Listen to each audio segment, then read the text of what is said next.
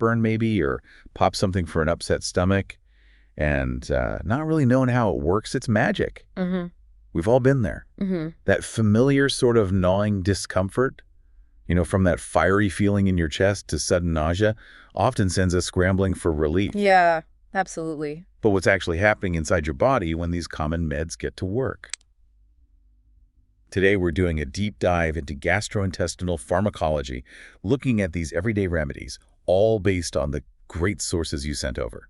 And that's exactly the mission. We want to demystify these really common medications that target your GI tract. Think of it as understanding not just what they do, but crucially how. Right. We'll cut through some of the medical jargon, explain the mechanisms, flag those important interactions you need to know about, and talk side effects. The idea is for you to walk away feeling, well, more empowered about how these drugs manage everything from stomach acid to bowel movements. Okay, let's get into it. Your sources kick off right away with a major area, the strategies for managing excess stomach acid and, protecting that delicate gut lining. A big one. Yeah, it's a battle lots of us face, right? GERD, simple indigestion. Right. And leading the charge, we have the heavy hitters, proton pump inhibitors, PPIs. People might know names like omeprazole, that's Prilosec, or esomeprazole, Nexium. These are the big guns. There really are. And the key thing with PPIs, the insight is their mechanism. They irreversibly inhibit this specific enzyme, the proton pump, that makes gastric acid. Irreversibly, wow. Yeah, it's directly turning off the tap for acid. So they block both the background acid your stomach always makes and the surge you get after eating. Okay. The result, a really significant, long-lasting drop in acid. That's why they're used for serious stuff. Gastric and duodenal ulcers, erosive esophagitis, bad GERD, and conditions where the stomach just makes way too much acid. So they don't just dial it down, they actually disable the acid factory. That sounds incredibly effective. But I'm guessing something that powerful must come with some important things to watch out for, especially with other meds. Your sources definitely highlighted some key drug interactions. You got it. And this is where it gets super important. PPIs can, for instance, mess with the absorption of certain antifungals, like ketoconazole, and some antivirals, too, like atazanavir. Actually, with some antivirals, using them together is pretty much discouraged. But here's a really critical one. They can reduce the effectiveness of clopidogrel. The blood thinner. Exactly. Yeah. Plavix. So someone taking that to prevent, say, a heart attack or stroke, well, the PPI could potentially undermine why they're taking it in the first place. It means careful monitoring for clots is needed. Wow. It just shows why telling your doctor everything you're taking, even over-the-counter stuff, is so vital. That's a really powerful point, that a common reflux pill could interfere with a life-saving drug. What about side effects for these PPIs themselves? Yeah, beyond interactions, the common stuff is like headache, diarrhea, maybe some nausea or vomiting. But the bigger concerns pop up with long-term use. Like what? We're talking potential electrolyte imbalances, a higher risk of fractures, maybe osteoporosis, and even kidney issues down the line. Now, for severe conditions, the benefits often outweigh these risks, definitely. But the goal is always lowest effective dose, shortest time possible. It usually sparks that conversation about lifestyle changes, too. Right. Makes sense. So PPIs are the precision strike, shutting off the pump. But before them, there was another approach, what your sources called the earlier defense, the histamine 2 receptor antagonists, or H2 blockers, like famotidine pepsid or nazatidine acid. Yep, H2 blockers work differently. Instead of hitting the pump directly, they block specific H2 receptors on the cells that make acid. Okay. Think of it like blocking the signal telling the stomach to produce acid. It reduces the overall acid volume and lowers the hydrogen ion concentration. They're used for ulcers, GERD, and just general heartburn or indigestion. So PPIs are the off switch, H2 blockers are more like blocking the on signal. Got it. Your sources mentioned a specific interaction with cimetidine, an older H2 blocker. Yeah, cimetidine, or Tagamet, it interacts with more drugs than the newer ones. It can increase the levels of things like warfarin, phenytoin, theophylline, and lidocaine. Oh. So if you're on cimetidine, and one of those definitely needs close monitoring. But here's a practical tip for all H2 blockers. Antacids.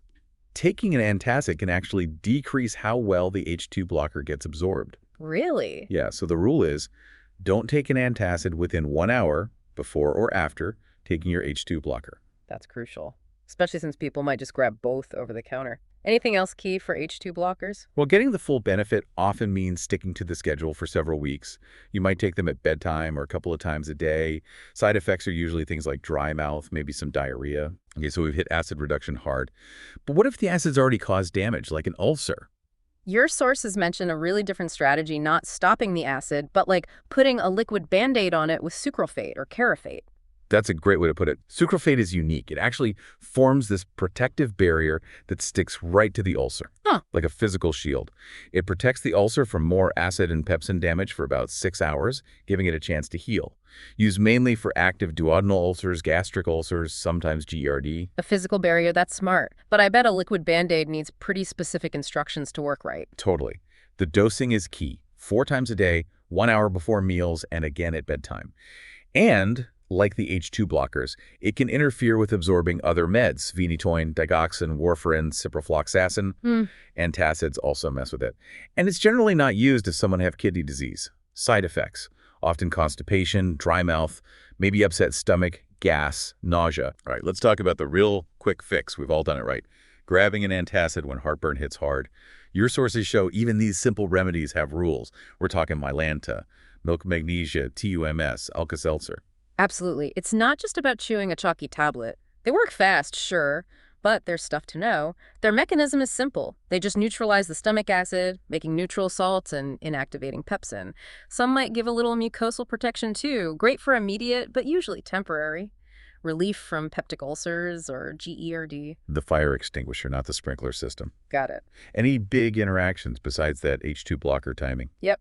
Aluminum compounds, which are in some antacids, can bind to phenytoin and tetracycline. So you need to space those out maybe 4 to 6 hours apart. Okay. And more generally, it's best to take all other medications at least 1 hour before or after your antacid just to avoid absorption issues. Good rule of thumb. And shake the liquid ones well. Side effects can be constipation, sometimes nausea, cramps, or even a weird taste. Okay, one last one in the acid battle. A unique protector. The prostaglandin E analog, misoprostol or Cytotec. And this one comes with a huge warning. Right. Misoprostol is interesting. It decreases acid, increases protective mucus and bicarbonate, and even promotes blood flow to the stomach lining. Multitasker. Yeah. Its main job is preventing gastric ulcers in people taking long-term NSAIDs because those can be really rough on the stomach. Okay, now for the really, really critical part. Your sources hammer this home. Misoprostol is pregnancy category X. Absolutely non-negotiable point. Category X means definite risk of birth defects. There's no ambiguity. So what does that mean practically? It means super strict safety protocols. Reliable birth control is mandatory. Patients need clear warnings about the risks, negative pregnancy tests before starting, and therapy should only start within 7 days of a period. Wow, okay. Very serious. Extremely. Administration-wise, it's usually taken with meals and at bedtime to help manage side effects and maximize protection. Okay, so we've covered a lot on acid and protecting the gut. But what about those other common issues like nausea or when things are moving too fast or too slow down there? Let's shift gears beyond acid to nausea and bowel issues. First up, antiemetics, the drugs for stopping nausea and vomiting. Right, antiemetics. It's a broad category for nausea, vomiting, motion sickness. And what's really cool here is how many different ways they work. It shows how complex that whole nausea signaling process is. For instance, you've got antihistamines like dimenhydrinate dramamine. They block certain nerve signals, histamine and muscarinic receptors that basically tell your brain, hey, something's wrong, get ready. Okay. Then others like ondansetron, Zofran, they block serotonin receptors, another key nausea pathway. And some, like benzodiazepines, lorazepam, for example, they work more broadly, just calming nerve activity in the brain. So it's not just one nausea switch, but lots of different signals these drugs target. What are the general side effects with such a varied group? Well, since many work on the brain or nerve receptors, sedation is a common one. Makes sense. Also, potentially low blood pressure, anticholinergic effects, that's the dry mouth, constipation stuff, headache, dizziness, maybe diarrhea, or even a fast heartbeat. It really varies by the specific drug, so always check, especially about drowsiness if you need to drive. Good point. Okay, moving to the other end of the spectrum, laxatives. For when things slow down too much, things like psyllium, docusate sodium, bisacodil. Yep.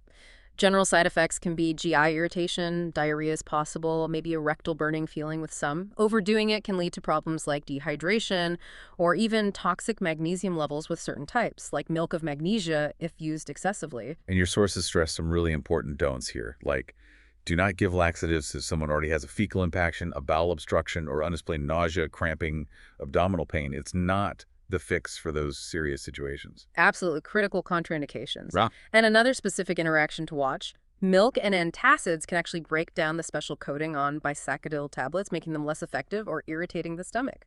And beyond the pill itself, lifestyle advice is huge here. Drink more water, always take laxatives with full glass. Right. Eat high-fiber foods, get regular exercise, these are the foundations, and know that some, like DocuSate, take time maybe 1 to 3 days to soften stool. Patience is needed. But here's a really important long-term caution. Using laxatives too much, too often, can actually make the large bowel less responsive over time. It can become dependent on them. Oh, like it forgets how to work on its own. Kind of, yeah. It underscores why they should be used carefully and ideally temporarily alongside those lifestyle changes. Okay, and the flip side, antidiarrheals. For when things are moving way too fast, examples were loperamide, Imodium, and paregoric. These work by activating opioid receptors, but specifically the ones in your GI tract. Okay. This activation slows down intestinal motility, the muscle contractions pushing things along, and it also helps your intestines absorb more fluid and sodium, which firms up the stool. Got it. Your sources mentioned a key interaction. Alcohol and other CNS depressants can make the sedative effects worse. Yes, that's a big safety point. Since some antidiarrheals can cause drowsiness, adding alcohol or other sedating meds can amplify that effect significantly. Very important to be aware of. Definitely. And monitoring is key too. Keep track of, fluid intake and output, weight, watch for dehydration. Avoiding caffeine can help since it can stimulate the gut. Drinking small sips of clear liquids or electrolyte solutions is good for staying hydrated. And side effects. Can include things like abdominal pain, nausea, vomiting, dry mouth, tiredness or drowsiness, dizziness, sometimes constipation if they work too well, and gas.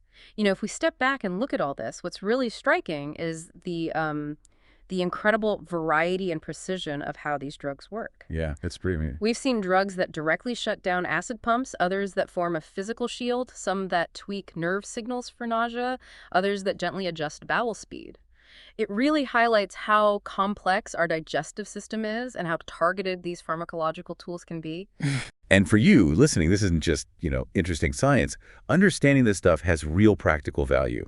Knowing about timing meds with food or other drugs, recognizing those big warnings like the misoprostol one, being aware of common side effects, it lets you manage your health better and have much more informed conversations with your doctor or pharmacist. You can ask smarter questions. Exactly. It helps you think critically. Like, why are there so many options for heartburn? It's because people respond differently, conditions vary, the root causes aren't always the same. This knowledge genuinely empowers you to be a more active partner in your own healthcare. So we've journeyed through the complex world of GI pharmacology. We covered the acid fighters and gut protectors, the anti-nausea agents, and the regulators of bowel function laxatives and antidiarrheals. It's a complicated system, but so central to our comfort and health. And our goal in this deep dive was really to shed light on the how and why behind these familiar medications, turning that information into practical knowledge you can actually use. We hope you feel a bit more clued in and confident about managing